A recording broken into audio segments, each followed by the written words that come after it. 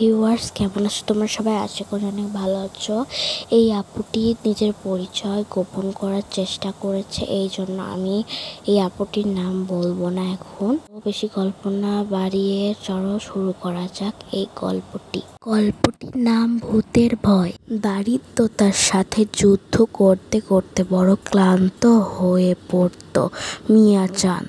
অভাব অটনের সংসারের চাহিদা পূরণের ব্যর্থ মিয়াচান স্ত্রী সন্তানদের প্যান ঘ্যান বিষময় হয়ে উঠেছে তার জীবন। গ্রামের সামান্য দিনমজুরি সংসার চালানো খুবই কর হয়ে পড়েছে তার।